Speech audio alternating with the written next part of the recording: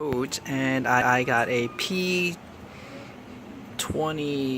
I forgot, but it's for the intake manifold tuning valve. It says it's stuck open. This is from a different engine. I'm going to pull this one out. That's this piece right here. This is the SSV. So I'm going to pull this out, and then I'm going to work on getting it out over here. So in the car, it's actually right there, right where that hose is, you see. So that's the intake manifold tuning valve, which is the SSV for the RX-8 2004. I'm going to take it out of this. This is from an automatic engine. This is a manual engine, but the SSV should be the same. I'm going to pull out and use the one that's better. Alright. Okay guys, so I took out the 10mm bolt here and the 10mm bolt here. This is longer. This one is a longer one. This is a shorter one, and this should just wiggle right out like so. Well, it might be a little tight, but it wiggles right out. I'm gonna take it out and show it to you guys. So this is the part that came out of the automatic intake manifold. You can see there's a lot of carbon buildup. This was a running engine, so this, cleaning, if you happen to be in that area, you might as well just take this out and clean it. Should have done that with my black RX-8. I didn't do it. Taking this out requires you to drain the coolant as well, so it's about a 2-3 hour project if you plan on doing this. I happen to have to do this because this car is not idling properly, and it's throwing a code.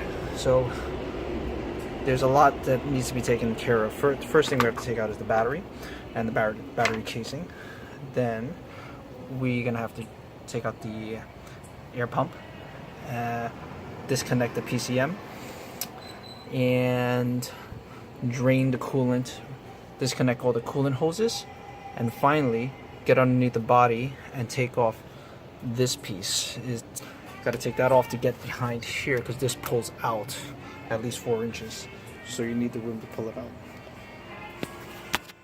So I took out the intermediate piece in the battery.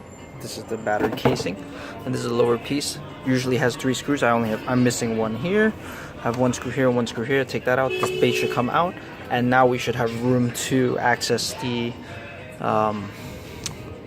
hoses. So that frees up all the hoses. To be real honest, probably don't have to remove the PCM connectors, but we'll need to disconnect the air pump just so that you can get this out of the way and this out of the way. Alright, we're gonna try to do that and see what happens. So I've removed the entire battery box. Now you can see the oil metering pump down here. What we need access to currently is possibly to remove the PCM wires. I'm trying to avoid doing that because I don't want to mess up anything. And it looks like we might be able to get away with it. But the first things we need to do, we need to remove this piece and the air pump.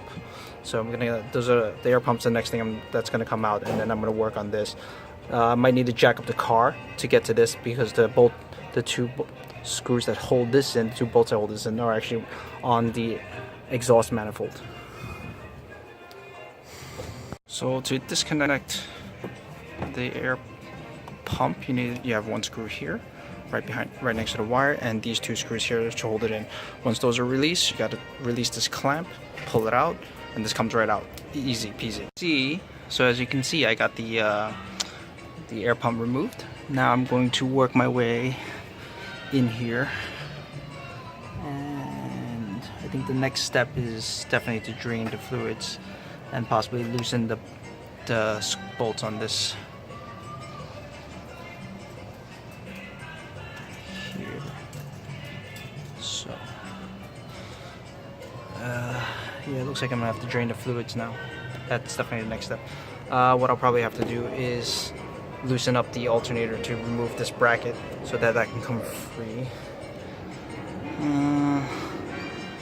Yeah. Alright, so we removed the little plastic plug for the radiator to drain out the fluids, and it comes from that little hole over there. And it's just gonna wait till that ends, and then I'm gonna work on removing that valve. So based on the position of the bolts, it's easier to get it from the wheel well on the passenger side. So the bolts we're looking for are this right here and one on this side over here. They're 10mm bolts, just gonna get those out and the thing should, that little tube should come right off. Just be careful, there's a gasket behind it, so other than that, it should come right out.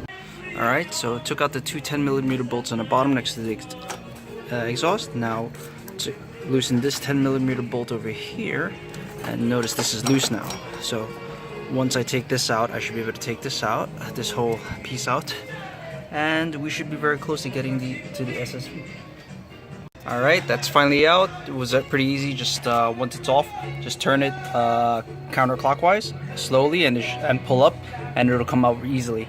Now the next thing we have to do is we're going to loosen the water pump pulley and this bracket here to loosen this bracket over here, and just so that we can remove the thermostat housing on top. Other than that, that's the reason why we drained the coolant. Alright, so update. We've removed the bracket holding the alternator bracket. I've taken off the top of the housing for the thermostat, and looks like I did not disconnect the PCM, but I think I might have enough room to pull the SSV out.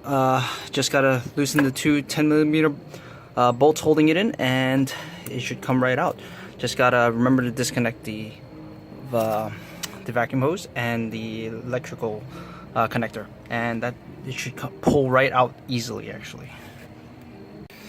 Alright, here at the grand finale, I have all the bolts taken out, and this is loose now, so it should actually just pull out. So you want to wiggle it until it comes out. This one's pretty tight. I think it's just seized in there for whatever reason. I had a little trouble with the electrical connector. It was facing the other side, so it was really hard to press the thing. So it looks like this actuator is a little seized, so it might be seized in the open position, which is why the sensor's picking it up as stuck open. So I'm gonna keep wiggling this until it frees itself. But little advice is you definitely need one of these U-joints to get to these bolts, because having only these straight extensions is not going to work. Alright, so this is the SSV that came out of the car. Don't let the other videos fool you. This is really dirty and took a lot of prying to get out. So I would say if you're having SSV problems, I would definitely buy a replacement. At least get the updated one anyways, since you might break this taking it out.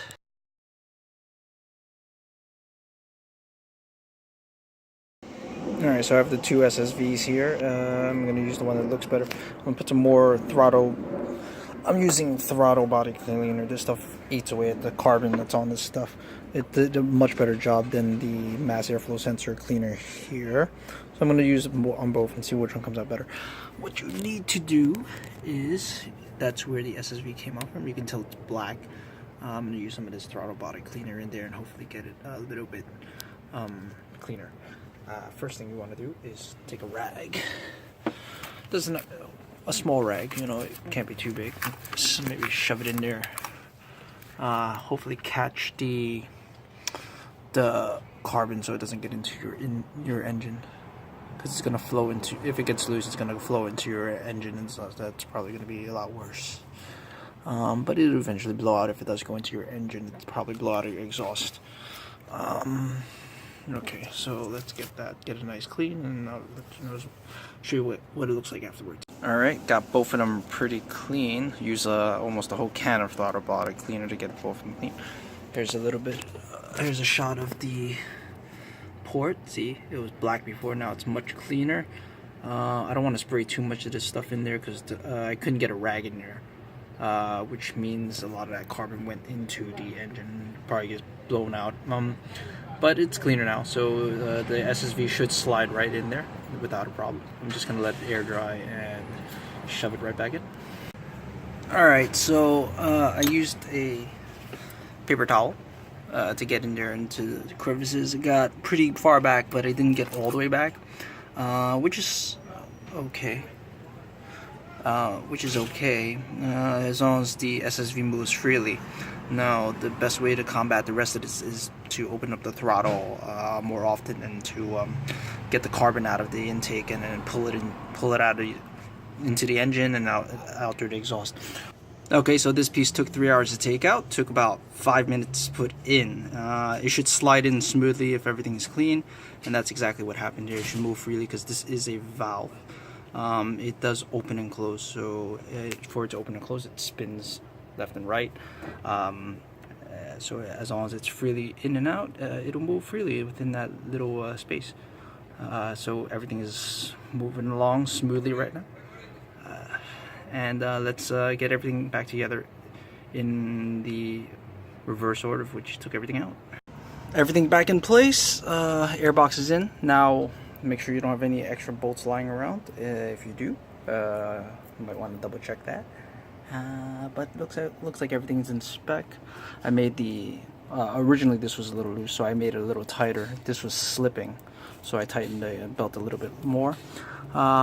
So other than that, everything looks to be in place, and the next thing you want to do is start it right up after you've cleaned it. That way, all that extra carbon that melted off the intake gets blown out of the exhaust. So you want to rev it a little bit high when you first get it started up.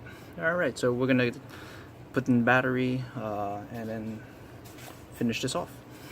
Alright, battery finally hooked up. Now I'm gonna remove everything off the engine, double check,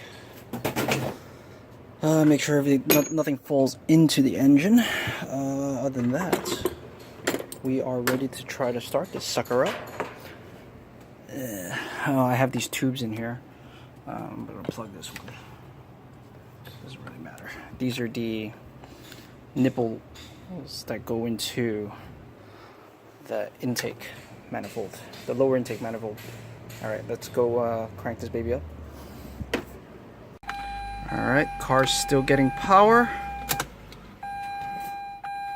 Want to make sure everything is stops dinging.